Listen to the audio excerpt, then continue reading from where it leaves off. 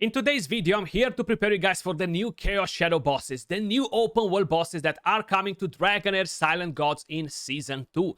They will be part of the Lunar Halo Radiance event and of course part of the Otherworld event once it will open later in the season. Currently, I am on a test account, so I have access to the Lunar Halo Radiance event plus a couple of different things. So I want to prepare you guys for these new bosses. We're going to check what bosses we have, what elemental affinities they have. We're going to brainstorm some ideas and we're going to kind of like talk what sort of teams will potentially be really good against them.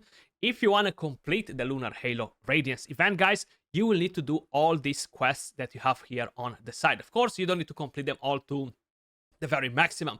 Now, if you guys enjoy the content and you want to support the channel, make sure you smash a like and subscribe, guys. It really helps the growth of the channel. We have the Moonlight Dungeon event, which will give us 90 fragments, okay? This is pretty straightforward. You just farm the dungeons and you are getting fragments on top of the rewards that you are already collecting from here. Then you have the summon to get shards. You need to summon 60 Heliolite dice to get 60 fragments. Now, if you are spot on with your teams, if you're going to be able to get 22 million damage on most of the bosses, and you're going to be able to collect 5 shards every time and have a decent ranking, which probably is not the case for the majority of people, you're not going to have to summon as much. You can summon probably 40 or 20 and save the rest for a future event. And yeah, it's no point to get any extra fragments in these events, and I'm going to show you in a second. Probably you've seen the bosses right here on the side.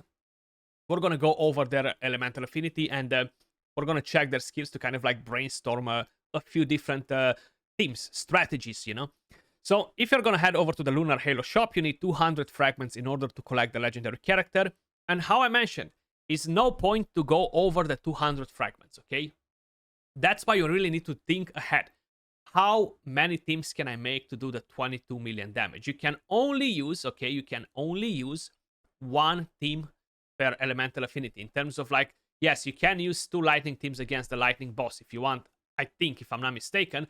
The only thing is, the maximum that you will have in the last week is 6 attacks. It's not like in the Otherworld event where you can attack as many times as you want, you know. So I think it starts in the first week with 1 or 2 teams, then it adds 1 more, it adds 1 more, it adds 1 more, till you get to 6 teams, you know? You're not going to be able to build 6 teams directly from the first week and use them all, you know? So that's a good thing in a way, because it's gradually allowing us to build the teams. It's no point to go over 200 fragments. The rewards right here are utterly trash if you're trying to purchase them with fragments, okay? You purchase 1 Heliolite dice with 50 fragments. To get 60 fragments, you need to summon 60 Heliolite dice, okay? So it's just mental, okay? You gotta be missing something if you're actually going to get fragments just to purchase 1 Heliolite dice. You know what I mean? Of course, if you are missing some, you are able to purchase some with real money, but that's not something that we're looking to do. You do have the challenger leaderboard, which will award you with more fragments. The main thing is that you cannot count on it. You don't know what to expect. You don't know how your server will perform. You don't know how well you will rank compared to the other players. So this is something that I wouldn't count on, but this is something that exists, okay? So you can take in consideration that as well, because you might get 10 extra fragments from there in 4 weeks, you know, or maybe 15. And I'm really hoping to summon only 40 of them, okay? That's my goal, to summon only 40 Heliolite dice. That being said, I feel like we talked enough about the event. I kind of like wanted to make you aware of how the event actually works. Let's head over and check out the open world bosses, the new Chaos Shadow bosses for Season 2. The very first one right here, guys, is Toor. Now, he is the lightning boss. He takes 100% more lightning damage, and yes, he can be very annoying this as a character. He does have a passive that will give him damage reduction based on how many debuffs your team has. So if he lands a lot of debuffs on your team, he will have quite a bit of damage reduction. So having a cleanser in the team could potentially help you quite a bit, or it might not be necessarily the most important thing either. Having a block debuffs or something like that could potentially help you. Then you have the battle skill. You know, that annoying mushroom that jumps at you and provokes you? Well, that's exactly what he does with the battle skill. Plants mushrooms around the enemies, which will taunt enemies within range for 5 seconds. Then it deals derivative damage when he dies, and it has a chance to put poison and a chance to put blind on your team. So it's a lot of crowd control, which can be very, very annoying. And the good part is that this is the range of the mushroom, so you can actually bait it. You know, you can bait it into a corner and have the boss to use the mushroom there, and don't affect the rest of your characters based on how you deploy them on the map. You know, so that's the good part. Then you have the ultimate, which again, it has a interesting coverage area, is basically around the boss. So using a lot of melee characters will put you in deep trouble. I was gonna say something else, but I'll save it for another time, because if you're going with Shag or Shelter, for example, my god, you'll be getting hammered. You'll be getting hammered by this boss.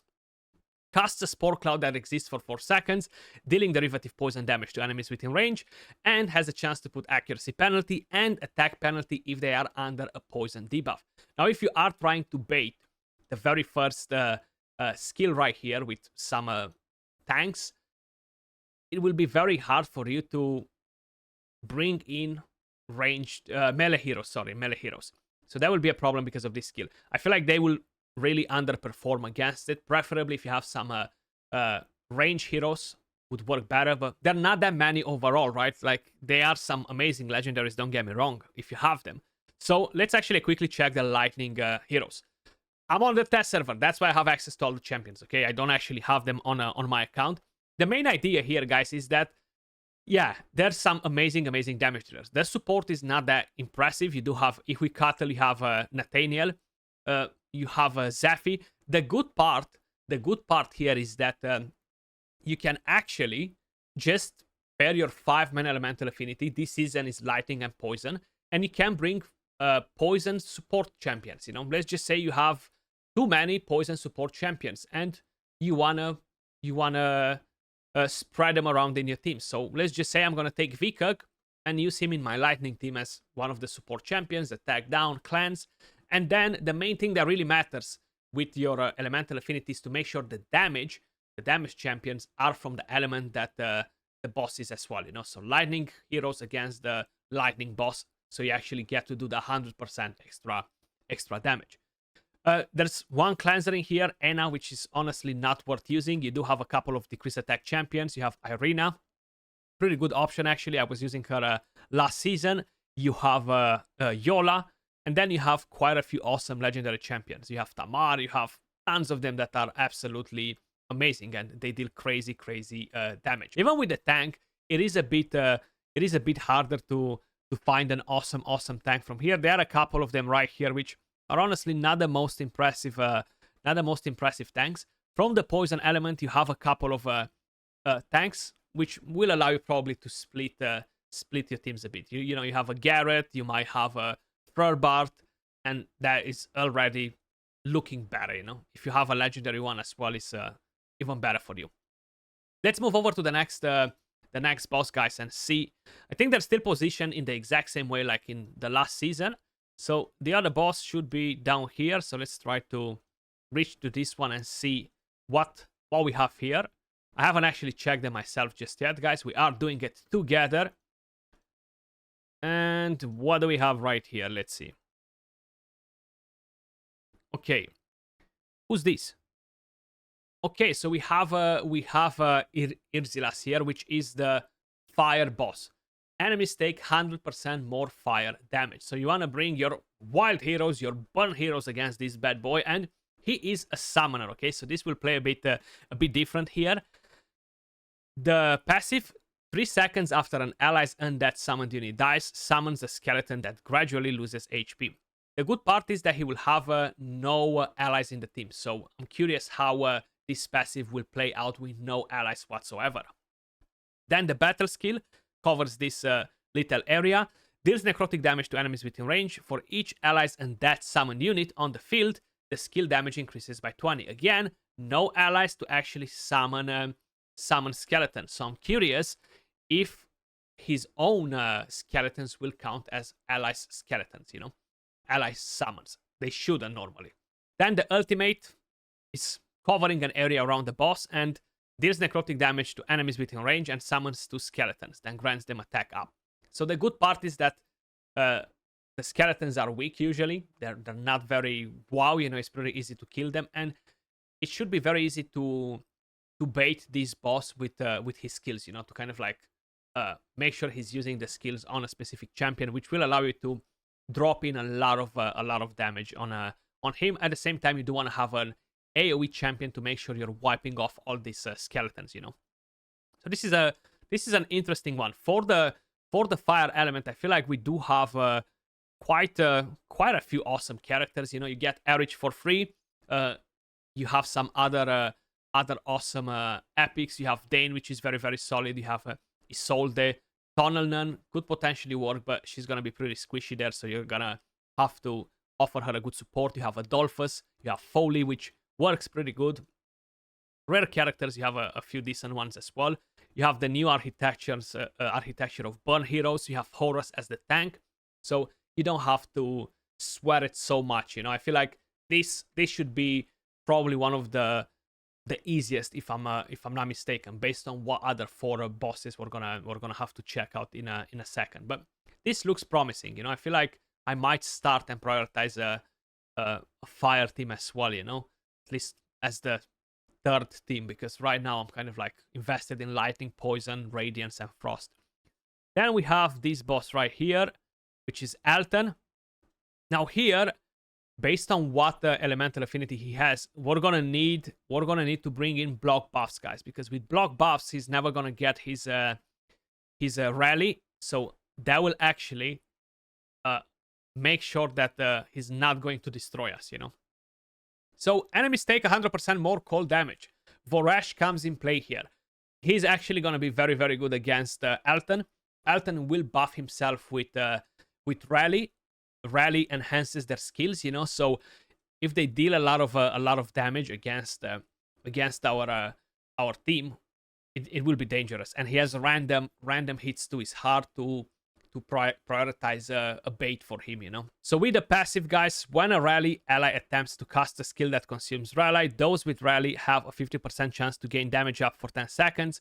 Those without rally will have a 50% chance. Then you have the battle skill, which covers the entire area. You can't dodge it.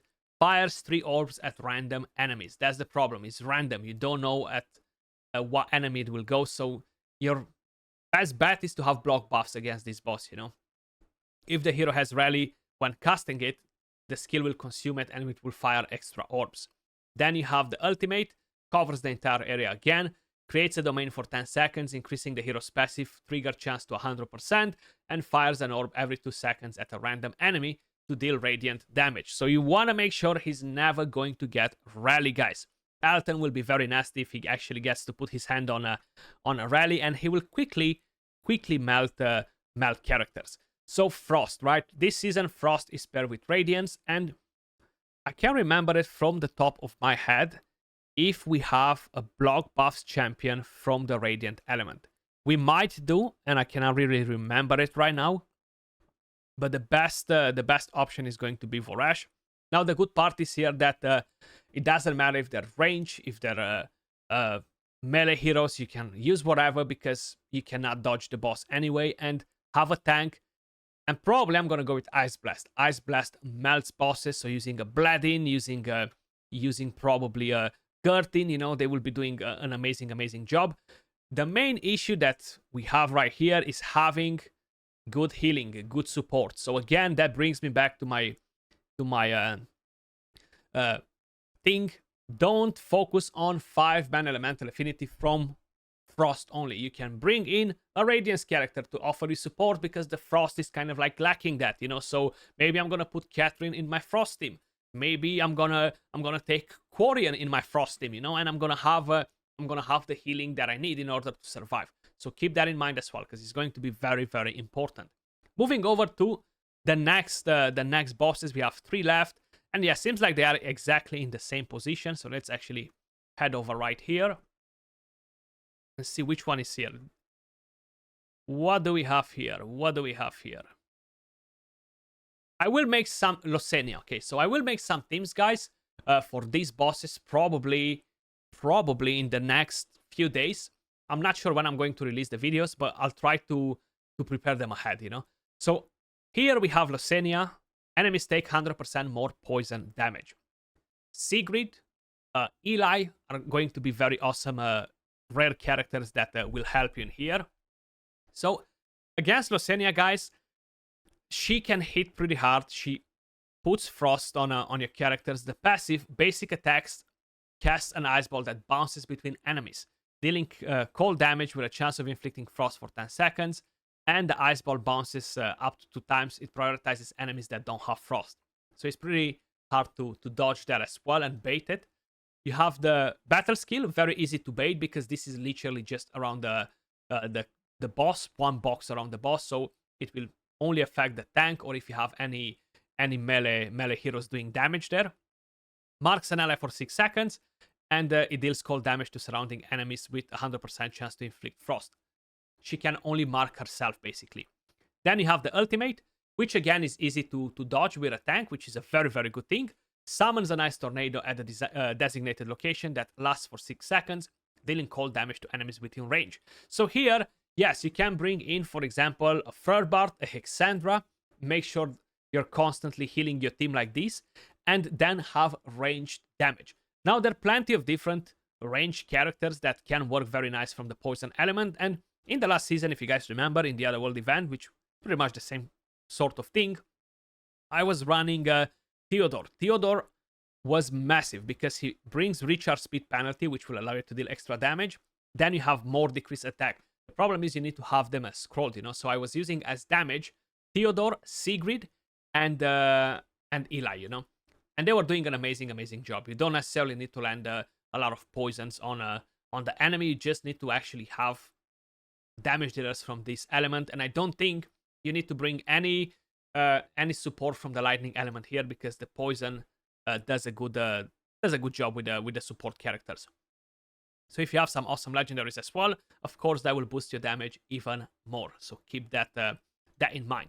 Lenia, I feel like she will be pretty straightforward too. I like that we can dodge her attacks, her battle skill and ultimate, and just kind of like prioritize it on the tank. Or have some bait characters in there, Then right here we should have our next victim, and this is Shai, the new Thunderbolt one. I actually haven't really used the character at all, so I'm very curious to see what he will do. He will deal necrotic damage. Not a bad element to go against him.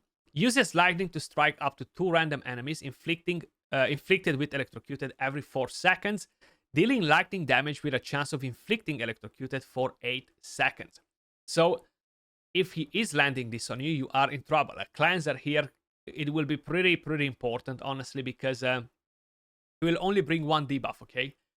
And that debuff is enough to mess you up. This electrocuted will trigger a lot of damage on you. The battle skill is on a single target, deals lightning damage to up to 2 random enemies, and has a chance of inflicting electrocuted on them for 8 seconds. And the ultimate covers almost the entire area. So you can dodge probably the back row. You won't be able to dodge the rest. And he will put attack up on himself and will deal a lot of damage. Another chance to inflict electrocuted, which invokes a lightning chain at the carrier's position every 4 seconds. Dealing derivative damage, So if you cleanse the electrocuted, this will not happen. It's not necessarily just to cleanse it. You can always use immunity, So if you're running a block debuffs on your team, you're gonna be able to avoid getting debuffed with electrocuted, which will be pretty good. The only problem is the fire and necrosis element, because that's the elemental affinity bonus, doesn't really have that much, So yeah, if you have some of these bad boy legendaries, yeah, you're spot on, But then you have Questa, which is one of the best decreased attack characters. Kyrza right here, she is the character for the Pillar of Trials, guys. Absolutely amazing. This character will be massive against these bosses because it brings you shield prohibition, which is not a big deal against this particular one, but you are getting recharge speed penalty and attack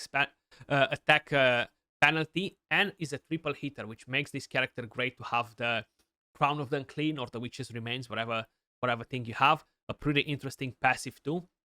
So we're gonna unlock this character for the Other World event if you are doing your Pillar of Trials in time, you know. So it's kind of like worth noticing this as well. If no, you have Questa, you have Tia, you have Zarlot, you have Gladros. Don't sleep on Gladros. He actually brings a massive shield and debuff immunity. So probably I'll be counting on him to get the job. The debuff immunity is on as long as the shield is on too. So keep that in mind. You need to make him generate a massive shield that the boss will not instantly break, you know. So that's one thing to keep in mind.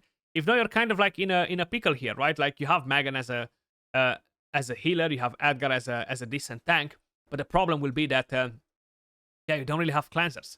Tia only puts immunity on your range characters, so that's another thing to keep in mind. Joyce is a very good damage dealer, guys, by the way, from the Necrosis element. And if we're talking about fire, again, you don't really have that WoW support. Like, honestly, you don't really have any amazing support to assist your team in there. Yeah, you have Adolphus, but you probably want to use him on the fire team, so you don't have extras in here, you know.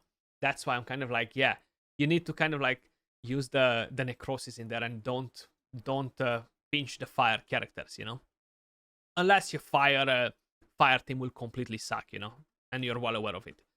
Then we have the last character right here, guys. Let's quickly see what we can expect from Jour. So I feel like we are missing one boss in here, the Radiant one, and this is Jour. He's actually a pretty good character, and he will be quite a bit of a problem. So the passive, the hero takes 30% less fire damage. Additionally, when the hero takes fire damage, there is a 30% chance of recharging his ultimate energy. Good that we are not using fire damage. Then, of course, it will grant defense up to the hero and surrounding allies for 5 seconds. This is kind of like not going to happen, which is good, you know. Then you have the battle skill, puts attack penalty on that straight range, okay? And it's hard to dodge it, only if you put your characters on the side. So that's what we're going to have to do to dodge his attack penalty. And then you have the ultimate, which covers the area like this and is a good thing because it's going to be easier to dodge with our tank, you know. So that's one thing to keep in mind. Deals fire damage to enemies and reduces their ultimate energy and dispels all their buffs. So that's nasty. That is actually very, very nasty. Of course, you do need to have some form of decreased attack, some sort of healing, and Radiance pairs with Frost. I wouldn't really bring any Frost support to it, so I'm going to have to rely just on Radiance. Let's just say I'm already using my Catherine on my Frost team, so she's out of the menu. We have Garius as a tank. We have Clovis as a different tank, which can bring us a decreased attack. You know, you want to have decreased attack on the boss. And then it's just damage. What characters you have that can bring you damage. This Elemental Affinity is not well known for having a lot of awesome support characters as debuffers. You don't have many characters that bring you decreased attack. You have legendaries, yes. You have Sagomir, you have Rose, you have... who else does decreased attack in here? Donella. And then, yeah, that's about it, really, you know? So, damage dealers, Caitlyn is actually a pretty nice one if you want to support another rally hero. So, definitely keep him in mind. If you are using Hegio, keep in mind he's a melee. So, he will get smacked by the boss pretty damn hard. You might want to avoid that, you know? And honestly, there are not that many that are range. Gituna deals a lot of damage, but she's melee. And you have some rares, like Walby, which is range, and he deals pretty good damage, honestly, so don't sleep on him. Legendaries, of course, they are amazing. Like the Radiance legendaries, they deal so much damage. Having a Filtok, Huberg, Elton, you know, is going to be massive. And thankfully for me, I actually have them, you know, so that's gonna be at least good for me. And maybe Rose, finally, she's gonna be good against this boss, you know, at least for your tank to cleanse and support a bit, hopefully. But guys, that's what we have for Season 2 in terms of Chaos Shadow bosses, the open world bosses, which will be part, how I mentioned, of the new event for the legendary character. And they should be the same bosses for the other world event. I doubted that they will change it as last season they actually haven't done it. Appreciate every single one of you guys watching. Hopefully you found this helpful. Let me know in the comments down below, what teams are you guys planning to use? What's your strategy against these new bosses, guys? Much love, and I'll catch you all in the next video. Peace.